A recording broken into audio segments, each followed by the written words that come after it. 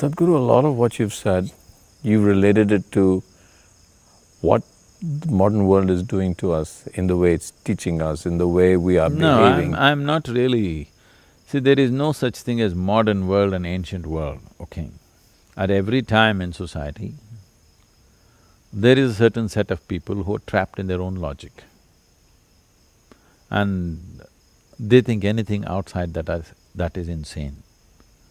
Every generation thought somebody was modern, somebody was conservative, somebody was liberal, somebody was conservative, like this.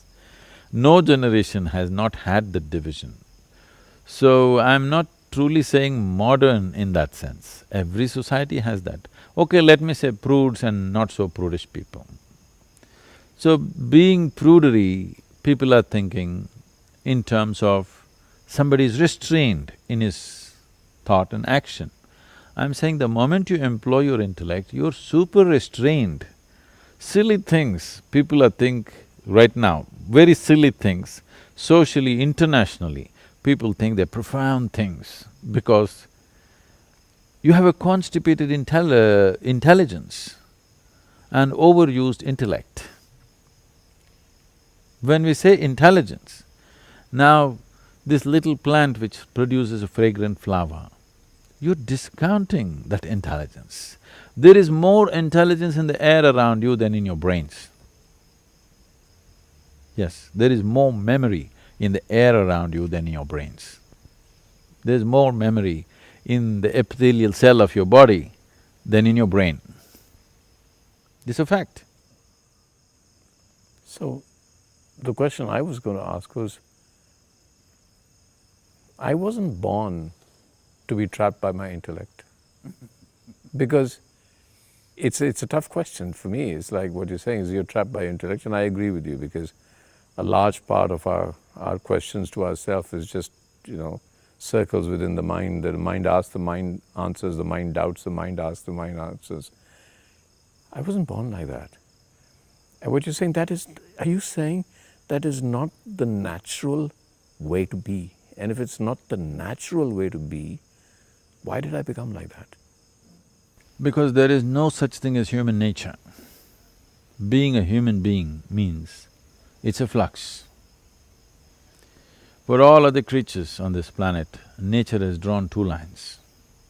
Within that band, they must live. For a human being, only one line, the bottom line, there is no top line. So there's no description of what is a proper human being. There's no definition like that. Everybody thinks everybody else is wrong, isn't it? Yeah. Because there is no definition that this is what a good human being is. People are always trying to arrive at it. But when you impose the definition, all you will get is rebellion from many places. Every generation tries to arrive at what is a good human being, and the next generation comes and says, that's rubbish, that's not the way we want to be, and they want to be some other way, just to beat this, the trap of that, and they create a new trap. A new trap looks like freedom because it's a new place. After some time, you know the pain of that, and then you want to create a new one. I'm talking about employing your intelligence without the limitation of your intellect. The human existence is a phenomenal intelligence. See, right now you're here, you can't do it with your thought. You can't conduct your breath with your thought, you can't beat your heart with your thought, you can't make your kidneys and liver work with your thought, can you? No. They're way beyond your thinking process, isn't it? So I'm saying your thought is useful only for certain aspects of life. The thing is, you're taking it beyond its ambit and making it look stupid. It is not stupid, it's a wonderful process. The significance of being human, one of the significances of being human is we're capable of thought and conscious thought. It's wonderful. But a foot scale is wonderful if you're measuring your height, but not for the ocean. It's a wrong thing, that's all. Nothing wrong with the foot scale, it's very useful. If you're a tailor, it's useful, if you're a mason, it's useful, if for so many things it's useful. But if you're an oceanographer, don't go with the foot scale, you're going to waste your time and life and come with wrong conclusions.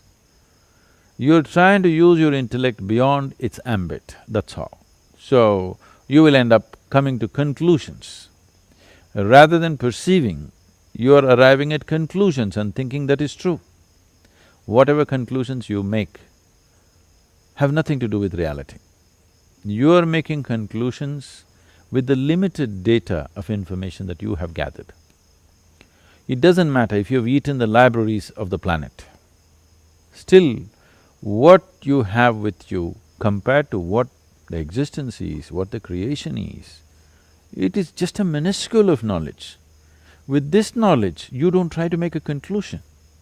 It's bound to be wrong. Maybe you earned a PhD in a university, but you cannot know truth like that. You cannot know the nature of existence like that. So the best way is to open a window and simply look. You see at least one dimension of life, the way it is, not the way you think it is. Because the way you think is essentially dependent upon the limited data that you have gathered in your brain, in a memory system rather.